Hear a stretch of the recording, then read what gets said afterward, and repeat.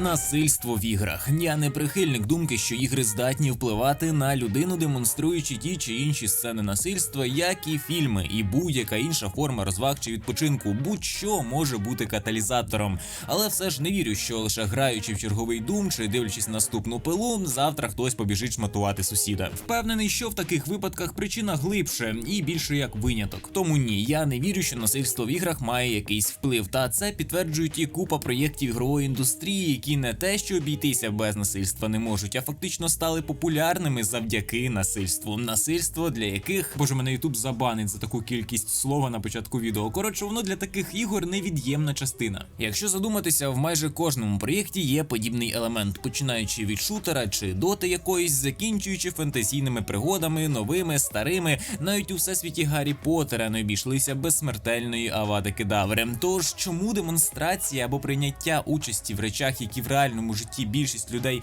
не те щоб спробувати, а й бачити б не захотіли, тих самих людей так приваблює. Вітаю, піпли! Це відео можна віднести до рубрики «Як це працює», адже сьогодні ми поговоримо про використання насильства в іграх. Розберемо, як воно впливає на людину, чому на цьому впевнено продовжують заробляти компанію, на хвилиночку толерантні компанії, де має бути вікінг, що не матюкається, але добряче здатний рубати всіх сокирою, і загалом як це працює. Тисніть вподобайку та підписку дзвіночком, якщо ви вперше на каналі, адже це допоможе зростанню та загалом розвитку. Дякую. Також в описі за бажанням та можливістю можна підтримати канал спонсорством чи на Патреоні. Також там знайдете Телеграм, Твіч та мерч. Приємного перегляду.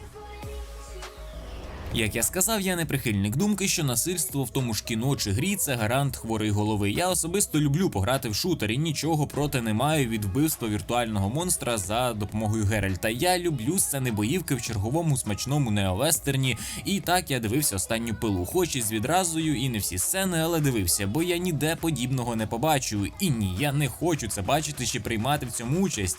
Ні до перегляду, ні після. Адже я адекватна, здорова людина і чітко розрізняю, що погано, а що добре. Тому відразу відкидаємо момент, що людину від чергової гри понесе стріляти цивільних. Звісно, не без винятків, але в цьому буде купа інших причин – психологічних, особистих тощо. Оскільки ми живемо не у вакуумі, здатні потерпати від впливу зовнішніх факторів, тож це лише одна з піщинок подібних. Та як так стається, що ми все одно хочемо стикатися з подібним у сфері розваг? Чому людському мозку завжди вдасться продати чергового винищувача монстрів чи черговий шутер 5 на 5?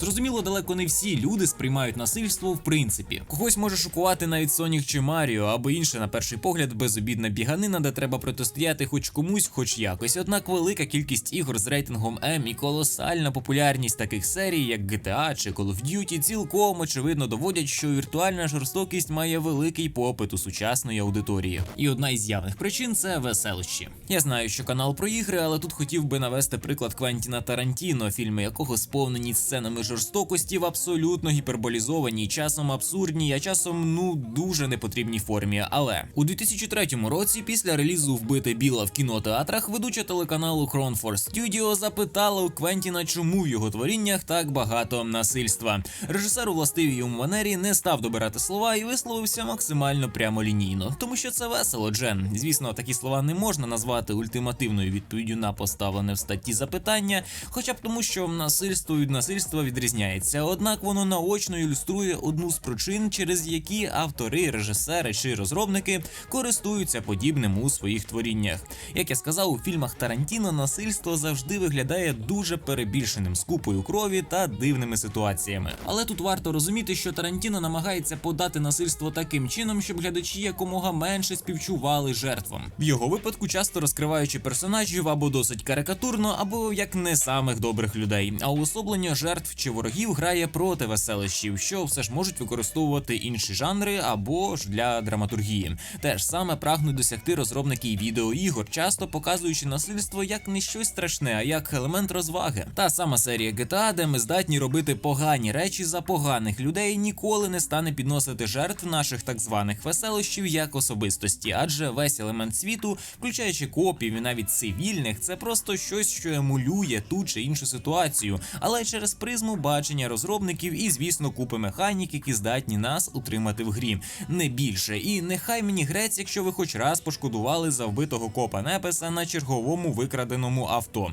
Звісно, за рахунок популярності вплив конкретної серії GTA може бути більший за будь-яку іншу, тому шанс, що якесь дурне награється і піде чавити людей автівкою, тут теж більший. Але повторюся, це більше як каталізатор, і говорити, що якби не було GTA, не було подібного, я вважаю неправильно. Адже ми не знаємо купи випадків, де маньяк утамовує жагу за Тревора в себе в маленькій квартирці, ну як приклад. Оскільки зачепив тему GTA, зараз спонсор цього відео, а далі ми поговоримо про ще приклади та причини використання насильства в розважальних проєктах.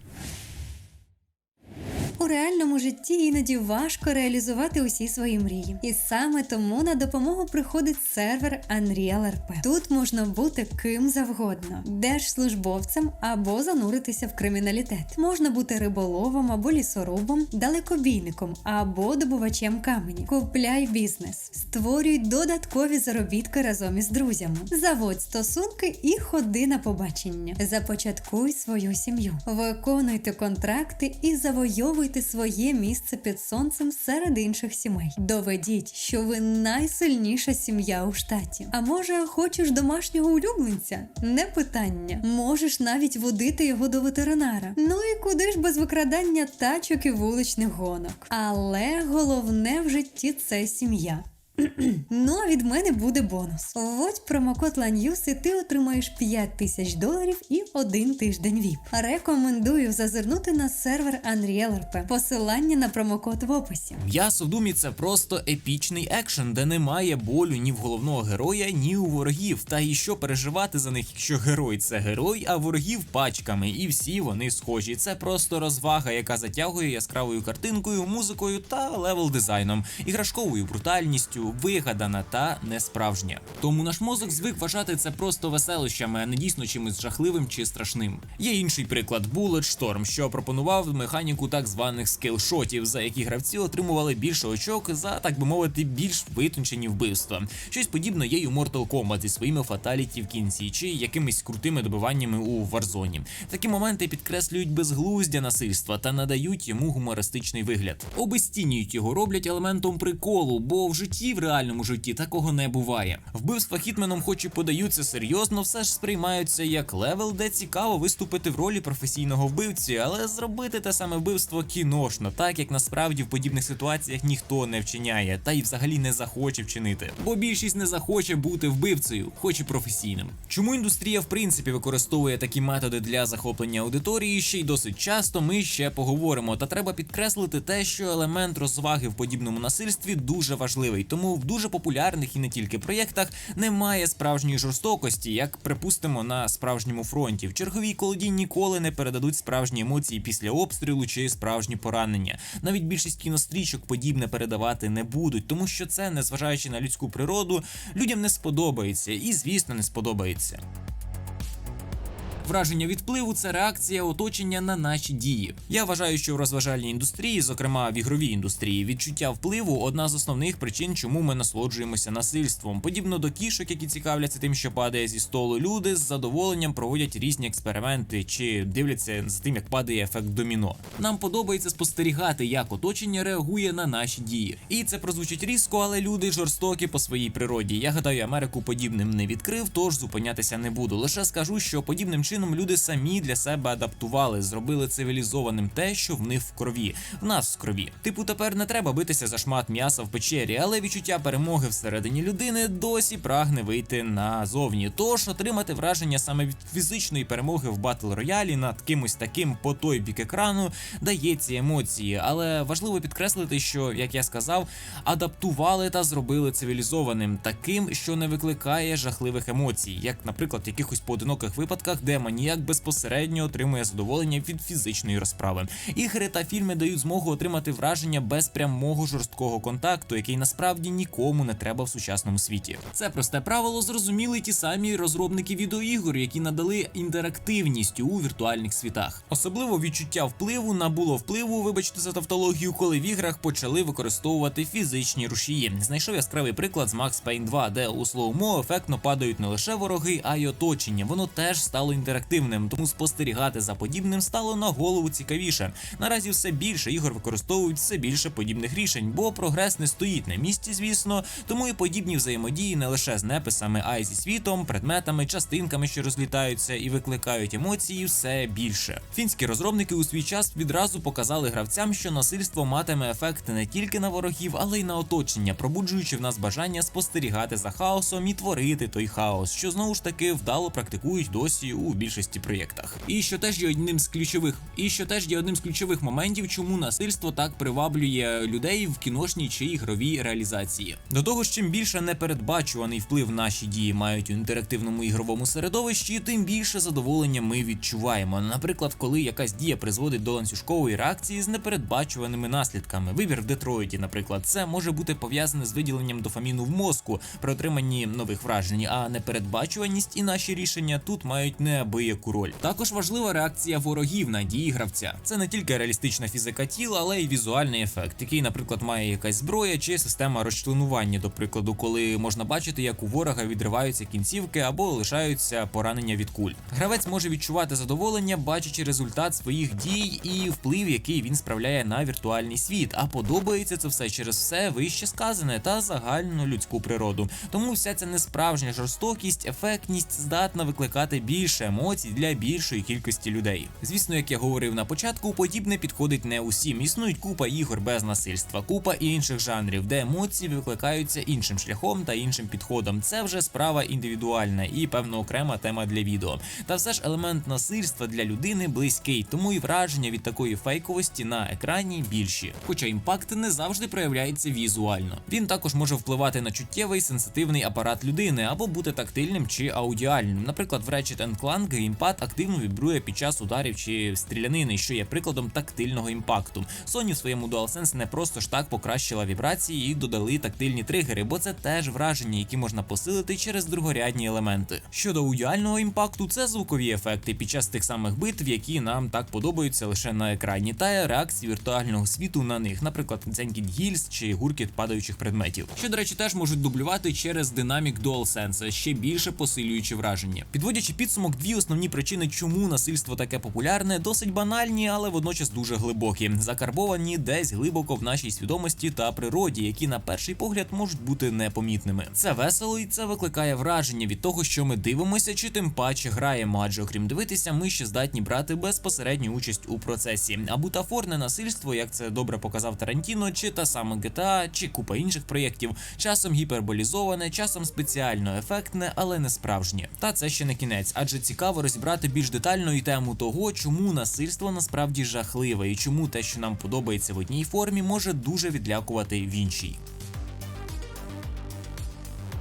Сіра мораль та уособлення противників. У світі відеоігор ми, не зазнаючи найменших відчуттів вини, знищуємо сотні, а то й тисячі неписів, бо все це гра. Ми не роздумуємо над скоєним і не намагаємося зрозуміти, як наші дії вплинуть на сім'ї померлих ворогів, що про нас подумають і що взагалі буде далі, бо все це лише гра, код, який придуманий кимось для когось. Більше того, прописані головні герої ігор часто діють згідно з таким самим принципом, навіть якщо це суперечить їхній характеристиці та ролі у сюжеті. Простіше кажучи, у подібних випадках ми стикаємося з феноменом лудонаративного дисонансу, коли ми бачимо невідповідність між образом головного героя, сюжетом та геймплеєм гри. Найпростіший приклад – Uncharted, де Дрейк – веселун, який безжально вбиває сотні людей, не розмірковуючи про це ані на мить, бо так треба по сюжету, бо це просто весело і епічно робити. Хоча, наприклад, історія останніх з нас від тих самих Naughty Dog тут вже розкрила трішки іншу сторону людської сутності, а супротивники стали більш яскравими супротивниками, та й в меншій кількості. Більш сильне уособлення кожного героя та антигероя дозволяє більше проникнутися, відкинувши веселощі на інший план. Того ж сильно показана людська егоїстична сторона у фіналі. Я говорив вище, що певні ігри використовують такі елементи у власну користь. Ось це один з прикладів, де Uncharted бездумно розважає, а Last of Us викликає не завжди приємні емоції. Та все, що стосується насильницької частини геймплею, де ми ріжемо і всяке таке. Очевидно, і самі розробники розуміють, вважають, що краще дистанціювати гравців від ворогів, зображуючи їх як щось менш природне і взагалі не як персонажів часто, які заслуговують на співчуття, як пусті оболонки, на яких ми можемо використати механіки, щоб отримати емоції, про які я говорив знову ж таки вище, і просто пройти далі. Так, повертаючись до Doom, в ньому противниками є демони, у Dead Space некроморфи, в Call of Duty солдати, і навіть у тій же Uncharted це переважно найманці, які стріляють в Дрейка без такого ж жалю, просто бо вони поганці. Проте, незважаючи на спроби демонізувати ворогів, багато ігор все ж дозволяють гравцям вбивати невинних людей або тих, хто просто виконує свої обов'язки, ті ж поліцейські чи якісь охоронці, що вічно потерпають першими. І головний герой тут теж ніяк на це не реагує і гра на його дії в глобальному сенсі. Варто пам'ятати, що у реальному житті, навіть у військових конфліктах, коли або ти вбиваєш, або сам стаєш жертвою, вбивство інших людей залишає невиліковний слід на психіці людини. Це добре відомо з численних історій про трагічні долі ветеранів війни.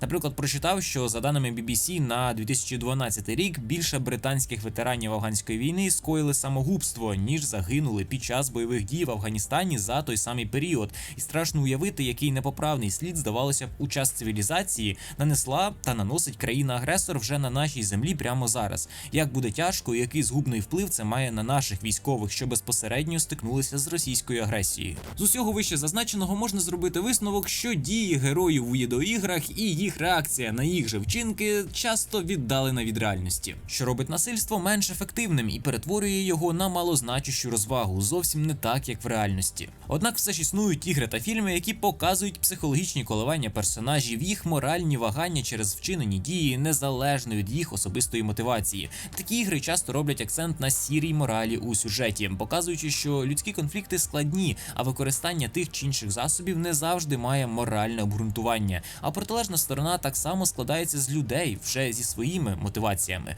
Противники набувають власну особистість, в них відбувається олюднення, вони стають значимими в очах гравців. Не буду спойлерити, а просто хто грав, зрозуміє яскравий приклад другої Last of Us, де Еллі, мотивуючись зрозумілими причинами, мстить. У грі відбуваються страшні речі, але ми їх можемо зрозуміти і пропустити через себе. Детройт, де постійні моральні вибори не дають спокою. Часто ці ігри набагато глибші в своїй сутності, але тут насильство подається абсолютно в іншому ключі. І часто мотивація коїти те насильство вже зовсім інша, або ж взагалі відсутня. Контекст гри також відіграє важливу роль, спонукаючи гравця до злочинів. З цієї причини у 2018 році гра Active Shooter була вилучена зі Steam через широке громадське обурення. Цей проект від Riot Games був таким собі шутером від першої особи, який би швидко потонув серед тисяч інших, якби не події та локація. Середня школа, де гравець мав можливість власноручно розстрілювати поліцейських, вчителів і дітей. Місія No Russians так чи інакше теж отримала попередження і була повністю перепрацьована в новій інтерпретації.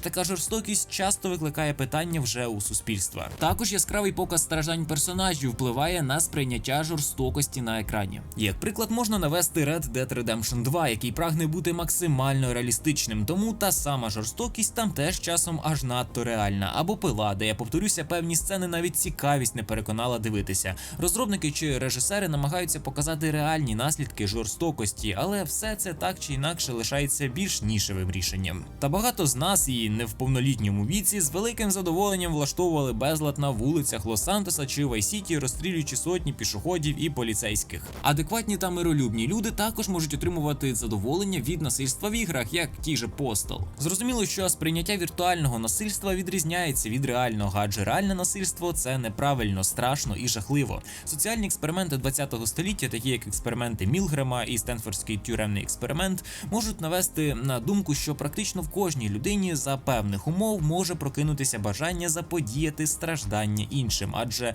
десь всередині ми всі жорстокі тварини, тому завжди треба думати головою та аналізувати, критично мислити і розвиватися. Сподіваюся, відео було цікавим. Якщо це так, протисніть вподобайку та підпишіться на канал, якщо тут вперше, а також напишіть декілька приємних слів для просування відео. За можливістю буду радий вашому спонсорству чи разовому донату, це допоможе мати якусь стабільність від каналу. Також в описі знайдете Telegram, Twitch та мерч. Чекаю вас там. Бережіть себе і побачимось!